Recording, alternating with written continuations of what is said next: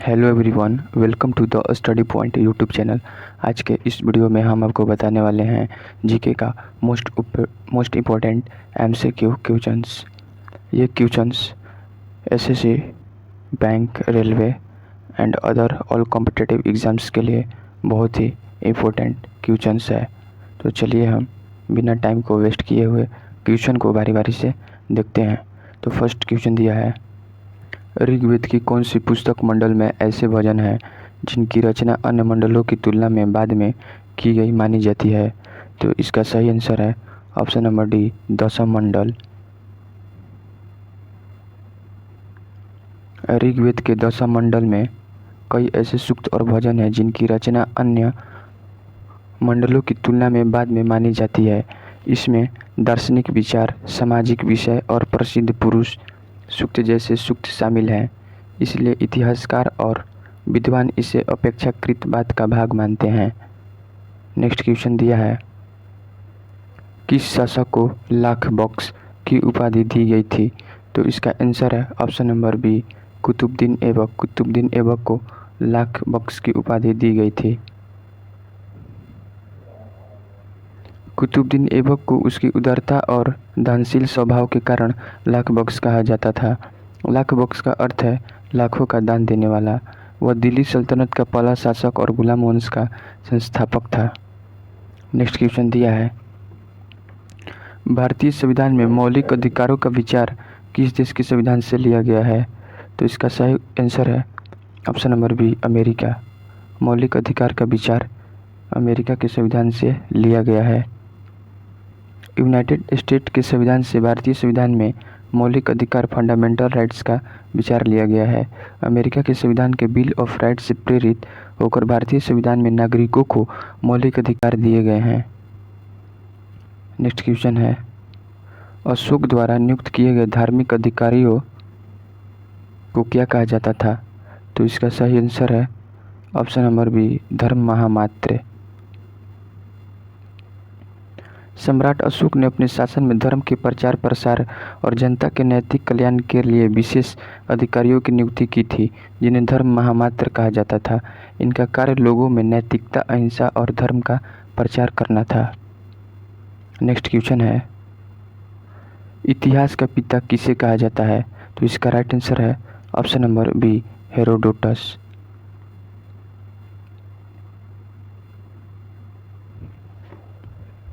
Herodotus एक यूनानी इतिहासकार थे जिन्होंने इतिहास को व्यवस्थित रूप से लिखने की शुरुआत की। उनकी प्रसिद्ध पुस्तक हिस्टोरिस के कारण उन्हें इतिहास का पिता कहा जाता है। नेक्स्ट क्वेश्चन दिया है, गोदीबाड़ा इंडस वैली सिविलाइजेशन के किस स्थल पर पाया गया था? यानी सिंधु घाटी सभ्यता में गोदीबाड़ा किस स्थल पर पाया गया था? तो इसका राइट आंसर है option number C, Lothal. Lothal Sindhu घाटी सभ्यता का एक महत्वपूर्ण बंदरगाह नगर था। यहाँ से एक विशाल गोदीबाड़ा डॉकयार्ड मिला है, जिसका उपयोग जहाज़ों के ठहराव और व्यापार के लिए किया जाता था। नेक्स्ट क्वेश्चन दिया है, कोरोमंडल तट भारत के किस तट पर स्थित है? तो इसका राइट आंसर है ऑप्शन नंबर सी, पूर्वी तट। कोरोमंडल कोस्ट भारत के पूर्वी तट पर स्थित, यह मुख्य रूप से तमिलनाडु और आंध्र प्रदेश के तटीय क्षेत्रों में फैला हुआ है। नेक्स्ट क्वेश्चन दिया है, मानसून। मानसून शब्द किस भाषा के शब्द से लिया गया है? तो इसका राइट आंसर है ऑप्शन नंबर बी, अरबी। मानसून शब्द अरबी भाषा के मौसम शब्द से लिया गया है, जिसका अर्थ होता है ऋतु या मौसम। यह शब्द मौसम के अनुसार बदलने वाली पवनों के लिए प्रयोग किया जाता है। नेक्स्ट क्वेश्चन दिया है, द सर्च लाइट समाचार पत्र के संपादक कौन थे? तो इसका राइट आंसर है option number B, Murli Manohar Prasad. The Searchlight Bihar का एक प्रसिद्ध समाचार पत्र था। इसके प्रमुख संपादक मुरली मनोहर प्रसाद थे, जिन्होंने पत्रकारिता और स्वतंत्रता आंदोलन में महत्वपूर्ण योगदान दिया। नेक्स्ट क्वेश्चन है, किस शासक ने अपने शासन में पाटलिपुत्र को मगध की राजधानी बनाया और वहां एक छोटा किला बनवाया? तो इसका राइट आंसर है option number C, Udayan.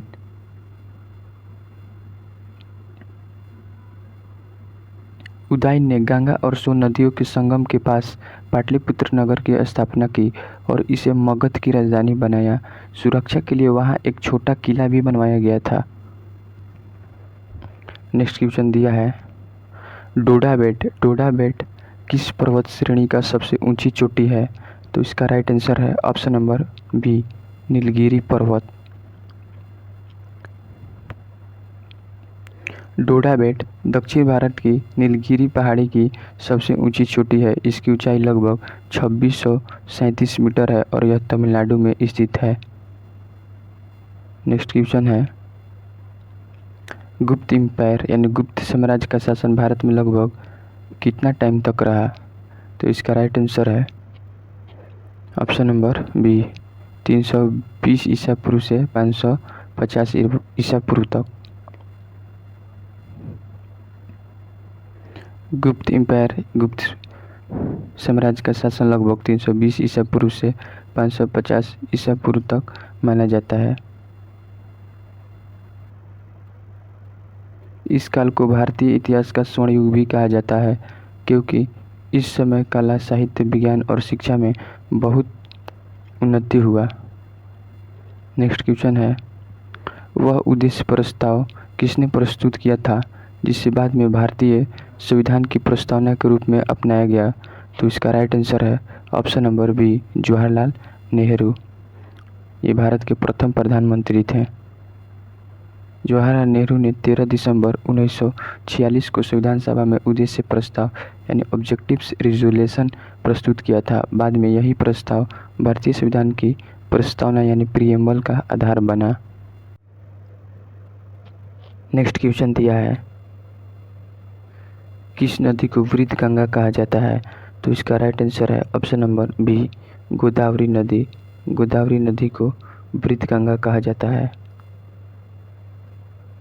Bharat अपनी स्थलीय लैंड सीमा कितने देशों के साथ साझा करता है? तो इसका राइट आंसर है ऑप्शन नंबर सी, 7 देशों के साथ सीमा साझा करता है।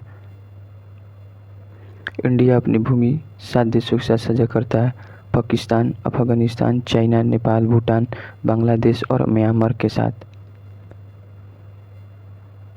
नेक्स्ट है क्वेश्चन, अल नीनो का अर्थ क्या होता है? तो इसका राइट आंसर है ऑप्शन नंबर सी, बालक यीशु यानी छोटा बालक। अश्वघोष किस राजा के दरबारी कवि थे? तो इसका राइट आंसर है ऑप्शन नंबर बी, कनिष्क।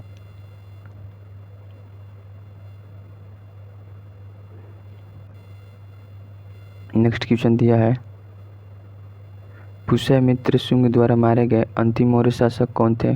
तो इसका राइट आंसर है ऑप्शन नंबर बी, बृहदर्थ। अंतिम मौर्य शासक बृहदर्थ थे। पुष्यमित्र शुंग ने अंतिम मौर्य शासक बृहदर्थ की हत्या करके शुंग वंश की स्थापना की थी। नेक्स्ट क्वेश्चन दिया है, कड़वाहट का स्वाद लेने के लिए मानव जीभ का सबसे संवेदनशील भाग कौन सा होता है? तो इसका राइट आंसर है ऑप्शन नंबर सी, जीभ का पीछे का भाग।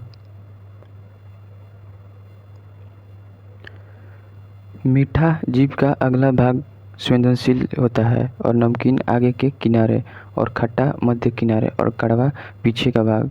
जीभ में स्वाद पहुंचाने वाली संरचनाओं को टेस्ट यानी कि वर्ड्स कहा जाता है।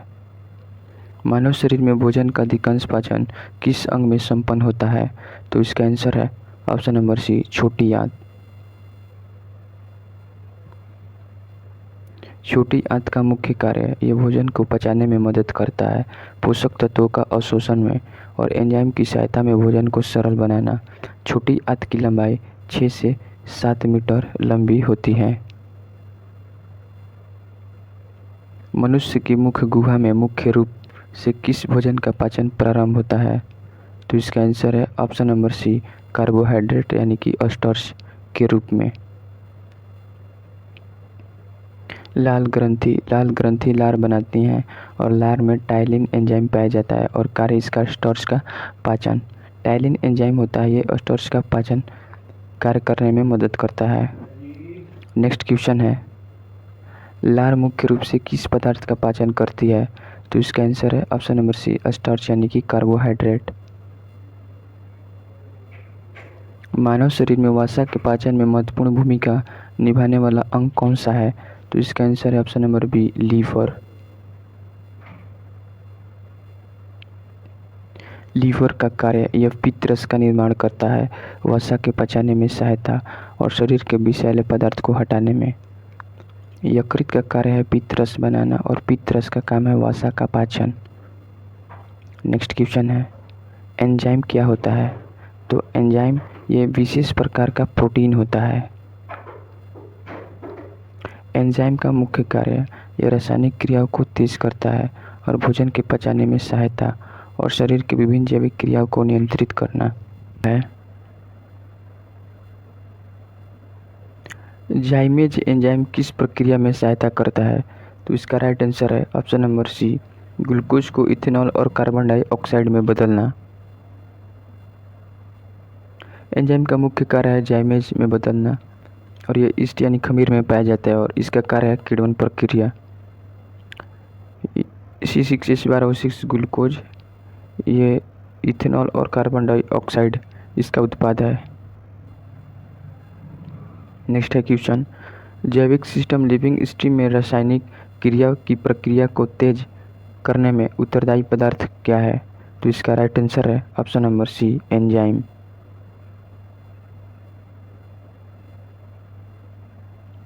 एंजाइम जैव उत्प्रेरक है, इसका कार्य रासायनिक क्रियाओं को तेज करना है। इसकी प्रकृति प्रोटीन है। कैटालाइज ये क्रिया का गति बढ़ाना और बाइकोटैलेस्ट ये जैव उत्प्रेरक है और एंजाइम का अर्थ एंजाइम ही होता है। नेक्स्ट क्वेश्चन है, निम्नलिखित में से किस एक की उत्पत्ति यकृत का कार्य है? तो इसका राइट आंसर है option number B, urea. Next question है, यकृत का प्रमुख कार्य है पित्त रस बनाना, यूरिया का निर्माण करना और विषैले पदार्थों को निष्क्रिय करना। और यूरिया ये यकृत में इसका निर्माण होता है और इंसुलिन का निर्माण अग्नाशय में। यूरिया का निर्माण यकृत में, अमोनिया को यूरिया में बदलने का कार्य यकृत करता है। नेक्स्ट है क्वेश्चन, लिपिड्स का पाचन निम्नलिखित में से किनकी उपस्थिति में होता है? तो इसका राइट आंसर है ऑप्शन नंबर सी, 1 और 2 ये सही है और पेप्सिन ये गलत है। लिपिड्स का पाचन पित्त अम्ल और लाइपेज में होता है। नेक्स्ट क्वेश्चन, वसा पाचन में सहायक पदार्थ है। पित्त अम्ल ये वसा के मलसीकरण करता है और लाइपेज ये वसा का रासायनिक पाचन। बाइल अम्ल वसा को छोटे कणों में तोड़ता है और लेपेज का कार्य है वसा का पाचन और पेप्सिन का काम है प्रोटीन का पाचन।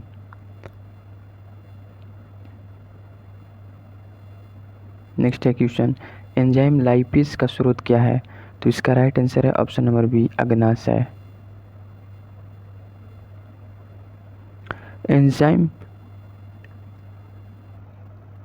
का लाइपेज और स्रोत इसका अग्नाशय है और कार्य इसका वसा का पाचन। एंजाइम लाइपेज इसका स्रोत अग्नाशय है और इसका कार्य है वसा का पाचन करना। और पेप्सिन एंजाइम का स्रोत अमाशय है और इसका कार्य है प्रोटीन का पाचन। और टाइलिन एंजाइम का स्रोत लार है और इसका कार्य है स्टार्च का पाचन। नेक्स्ट क्वेश्चन है, मानव तंत्र में निम्नलिखित में कौन सा एक पाचक एंजाइम नहीं है? तो इसका राइट आंसर है option number D, gastrin. Enzyme और हार्मोन में अंतर। पेप्सिन एंजाइम ये प्रोटीन का पाचन करता है और लाइपेज एंजाइम ये वसा का पाचन और टाइलिन एंजाइम यह स्टार्च का पाचन करता है। लेकिन गैस्ट्रिन ये हार्मोन होता है, यह गैस्ट्रिक रसस्राव नियंत्रित करता है। नेक्स्ट क्वेश्चन है, मानव शरीर में प्रोटीन का पाचन कहाँ से प्रारंभ होता है? तो इसका राइट आंसर है ऑप्शन नंबर सी, अमाशय यानी कि पेट। प्रोटीन का पाचन अमाशय से शुरू होकर मुख्य एंजाइम पेप्सिन तक जाता है और HCl अम्लीय वातावरण बनाता है। पेप्सिन एंजाइम का कार्य है प्रोटीन का पाचन, और टाइलिन का काम है स्टार्च का पाचन, और लाइपेज का काम है वसा का पाचन। और हमारे पेट में कौन सा अम्ल पाया जाता है? तो हमारे पेट में हाइड्रोक्लोरिक अम्ल पाया जाता है।